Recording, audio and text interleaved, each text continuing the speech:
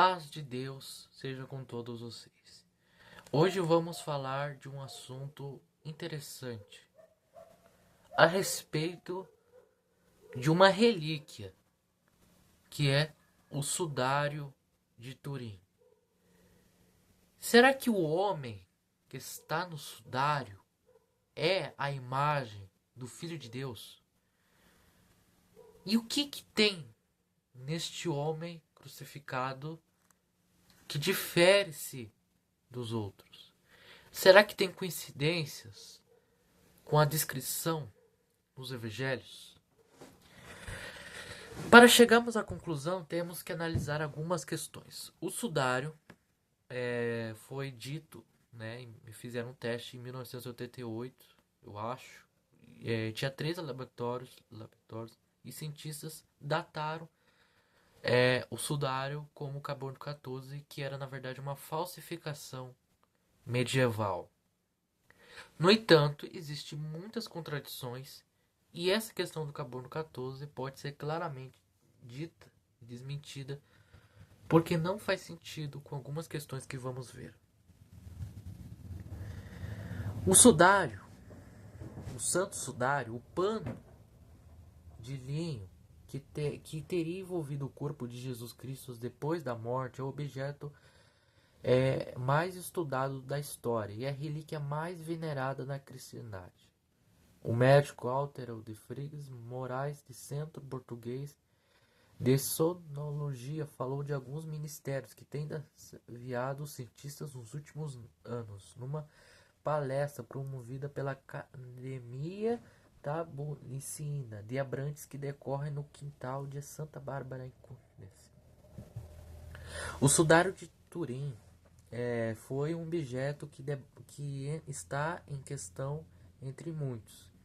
Aqueles que duvidam da sua autenticidade, guardado na central de San Giovanni Battista em Turim desde 578, naquele manto de linho é possível ver a imagem da região nasal e ventre do corpo de um homem denudado, bem como inúmeras manchas de tonalidade avermelhada, com lesões com dentes e perfurantes compatíveis com as marcas da paixão de Cristo, envergonha mortiço e com ausência de fluidos de decomposição, e o que significa que o corpo não permaneceu mais do que 36 a 40 horas envolto naquele lençol, sendo conjunto invocador da imagem de um homem flagelado e crucificado, à maneira romana. Tendo em conta estudos históricos e científicos, considere-se que o fato de ser o lençol funeral adquirido por José de Arimateia, ou seja, aquele que envolveu o corpo de Jesus Cristo no sepulcro, trata-se de um lençol de linho puro de elevada qualidade com uma malha de espinha de peixe mais de 4 metros de comprimento, 4,36, com 1 metro e 10 centímetros de largura, no qual, segundo defendem alguns cientistas estudiosos, ficou gravado uma imagem de tonalidade sípia do corpo de Jesus Cristo crucificado. Contudo, não é uma imagem do contato, explica Álvaro de Freitas Moreira, mas sim a marca de uma transformação de um corpo físico para um metaférico, algo que a ciência não consegue nunca explicar. Apesar de todos os tipos de análises forenses, testes hematológicos, testes químicos, biológicos e gráficos defendem a imagem como que um negativo de uma fotografia e despertou maior interesse entre os cientistas, principalmente após ter sido fotografado em 18 de 1998. Para os negativos, a imagem via-se uma imagem positiva, o rosto de Cristo. Não há evidência de que o corpo tenha sido removido do lençol, assegura o membro executivo do Centro Português de Cirurgia. Algo de estranho se passou, que foi promover transformação química. Nível de fibras de linho, o tecido foi tratado com uma solação e as fibras mais subtis tinham uma envoltura e uma camada de natureza portliczacadírica, ou seja, de açúcares. Assim sendo, diz, algo aconteceu quando o desaparecimento do corpo que atuou de uma forma colomida, ou seja, de uma forma direcional para cima e para baixo, foi provocar transformações químicas, precisando nessa camada que é finíssima que mede entre 200 a 600 metros, onde ocorreram transformações químicas da denaturalização e cogição com produção de grupos químicos. Carbonelo com ligações duplas de átomo do carbono, isso acontece apenas nas fibras mais superficiais ou as fibras mais superfícies do fio, explica. Ah, o corte de fibras, onde ocorre essa transformação, mostrou que existem fibras coloridas ao lado das fibras não coloridas, e o conjunto dessas fibras coloridas nos proporciona a imagem que vimos naquele lençol. Há uma proporcionalidade inversa entre a estrutura atômica e que produziu a imagem e a distância. Porque existe mais fibras coloridas por unidade de superfície, disse, considerando muito estranho, dando em conta de várias teorias sobre a formatação da imagem, com suporte científico. Álvaro de Freitas Moreira assegura que não há nenhuma teoria que explique cabalmente os atributos macrotípicos e macrotípicos físicos e químicos da imagem pertence no sudário de Turim.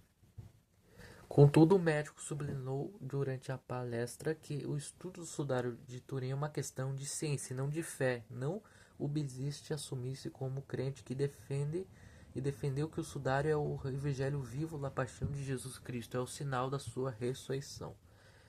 No entanto, em 1988 anunciou o mundo que trata-se de um artefato da Idade Média, após uma datação por carbono 14 realizada em 3 laboratórios diferentes em Zurich, Oxford e Jena.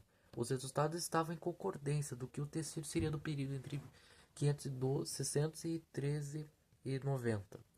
Esses testes por carbono 14 foram depois completamente desacreditados. Referiu-se ao investigador porque se concluiu por estudos posteriores que essa amostra não era representativa do resto do tecido. Além disso, o médico garante a existência de documentos anteriores da Idade Média que comprova a existência do sudário.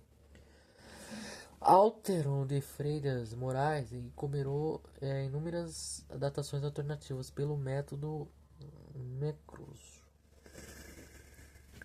Não obstante, referiu com mais interessantes os estudos da imagem dignamente tradicionais e de medidas forenses. Independente da imagem corporal, cuja explicação não foi ainda encontrada pela ciência, ele é elitismo adquirir que se as manchas avermelhadas correspondem ao material hermético, sangue ou derivado do sangue, efetivamente foram encorados globos vermelhos com morfologia humana. Foi determinada a presença de grupo Herme de hemoglobina, que contribuiu com glóbulos vermelhos à presença de metahemoglobina de elementos de sangue como o sódio, o potássio e o cloro, e o magnésio, o ferro em concentrações semelhantes a encontradas no sangue humano. Foram encontradas proteínas no tipo abinona, globulinas, e talvez muito importante, levando em consideração com concentrações de bilirrubina, e mais recentemente foram descobertas também nanopartículas de creatina envolveu matopartículas de ferritina, mostrar que se trata de um soro de um indivíduo que sofreu um elevado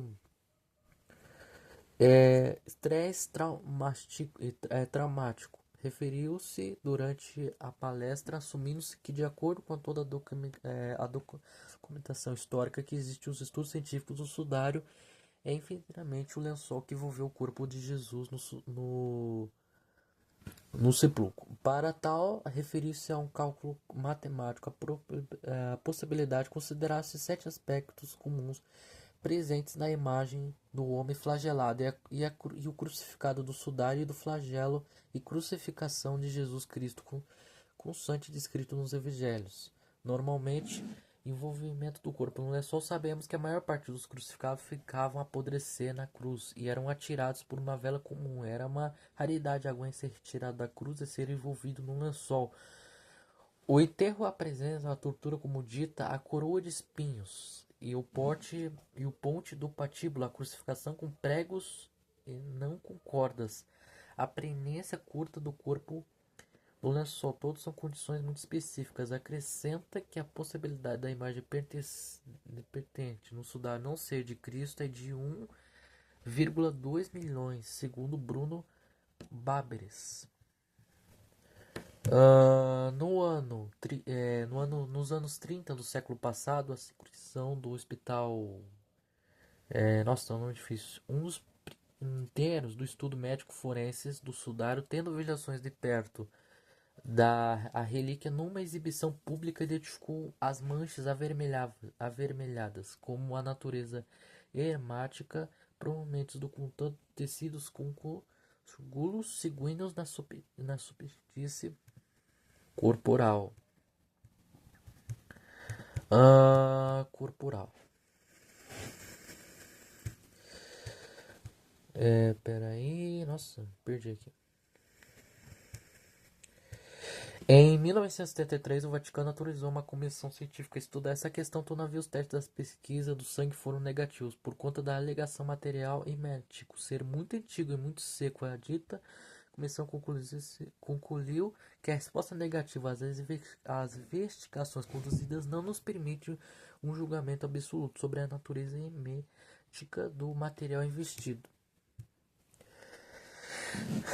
Explica Altero de Fris Moreira que, de acordo com os estudos científicos sobre as manchas de sangue presentes no sudário, normalmente os mais recentes é incansvelmente descartada a teoria de que corresponde a uma elaboração artística com pigmentos concluindo que são iguais à natureza hermática, correspondendo enxudados de cústulo transporto para o tecido pelo contato com coágulos na superfície de um corpo, não havendo ainda explicação definida para a sua coloração avermelhada.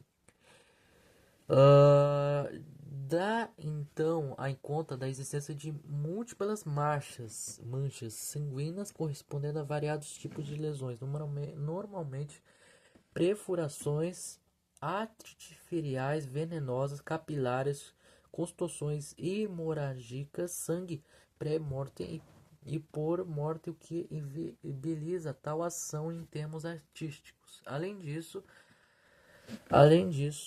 a maioria das manchas sanguíneas tem à sua volta um halo de soro, que só se torna aparente nas fotografias de fluorescência de ultravioleta soro. Esse estudioso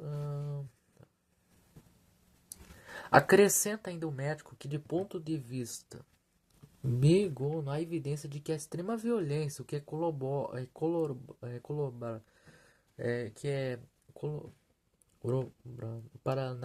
pela análise detalhada dos vários tipos de manchas pertences, concluindo-se que, de ponto de vista médico forense, que o homem do sudário foi flagelado com um chicote romano, sofreu tortura com a aplicação de um capacete de espinhos e foi crucificado nos punhos e pés com cravos, sendo a sua morte confirmada com perfuração torácica por uma lança. O sudário de Turim, como significado religioso, é portanto um verdadeiro testemunho da paixão de Jesus Cristo e também da sua ressurreição, para os crentes consideram. Recorda que a patologia forense permite estudar a caracterização dos aspectos lesionais, permite inferir objetos de lesões, ou seja, a causa, estimula-se de lesões, a cronologia de lesões, esclarecimento de o que causou a morte da vítima e acaba por como que uma anatomia virtual que é feita aquela imagem disso.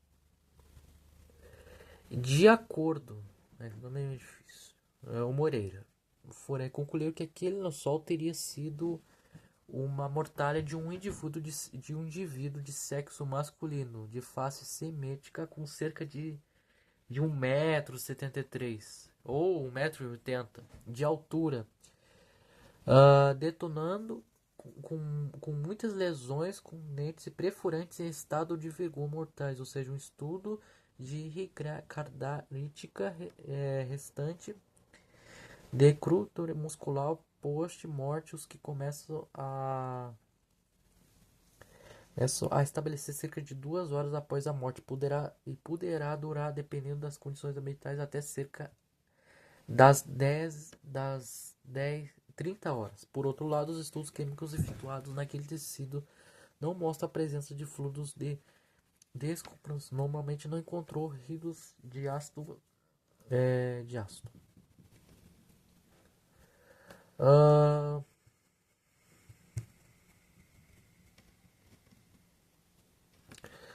depois. Tá, eu vou ler aqui.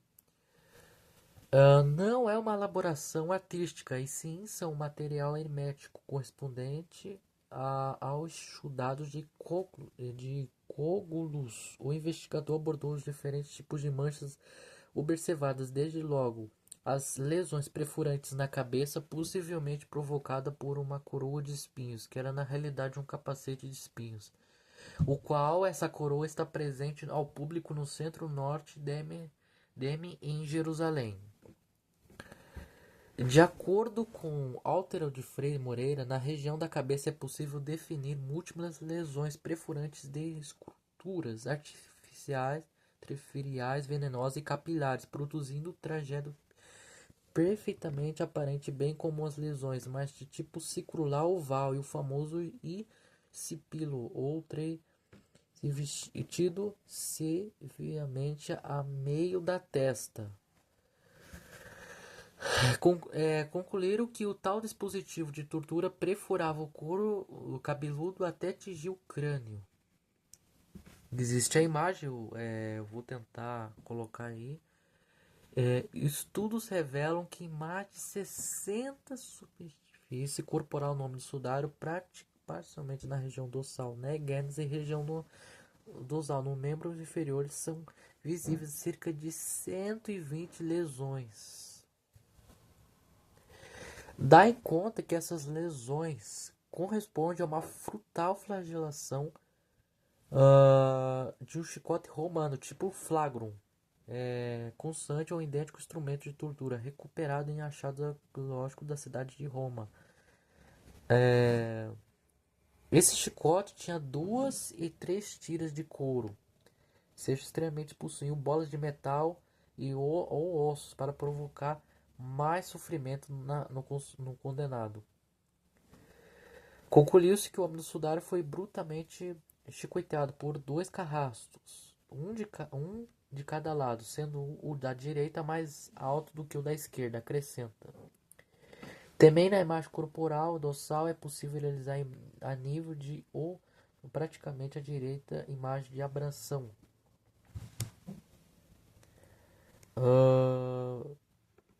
Então, né?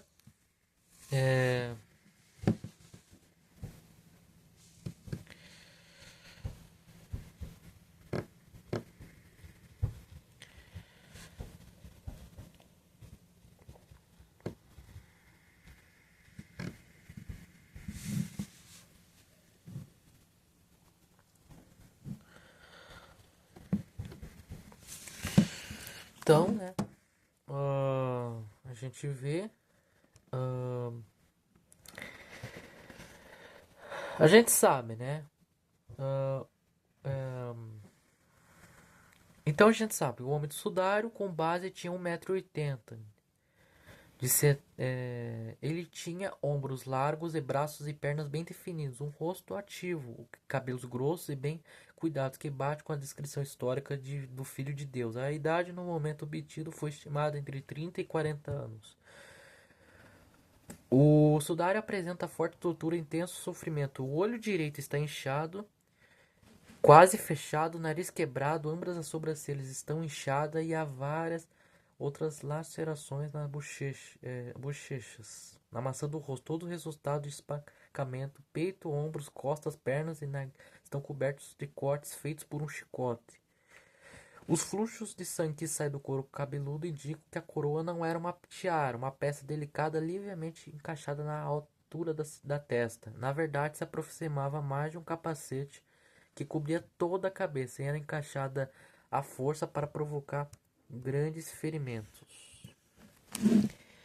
Isso já mostra, gente, que o sudário não é uma falsificação. Pensa, se o sudário fosse uma falsificação, teria sido uma tiara. Só que é um capacete, pois uma tiara comum não causaria tanto sofrimento, assim, tantas lesões na cabeça. São mais de 70 na cabeça do homem de sudário. Então, na realidade, era um capacete de espinhos. O que é um capacete? O que você imagina? É uma coroa que cobria toda a cabeça e perfurava o couro cabeludo, a testa, e escorria sangue aqui, tem o sangue aqui, né? Ou seja, era um capacete de espinhos, com 70 espinhos, mais de 70 lesões na cabeça, que perfurava, né? Eles batiam, machucava muito e era uma coroa que cobria toda a cabeça. Então era bem pior, né, do que uma tiara, uma simples tiara de espinho, tá? Então ela era bem pior, tá? Então, gente, de acordo com essas evidências, o sudário realmente é o funeral de Jesus e temos então a imagem mais próxima que se acredita ser a imagem de Jesus. Então, o homem do sudário foi flagelado com um chicote romano, foi crucificado e foi coroado de espinhos, que era um capacete. É isso. Fique com Deus e tchau. Realmente, o sofrimento desse homem foi muito grande. Tchau.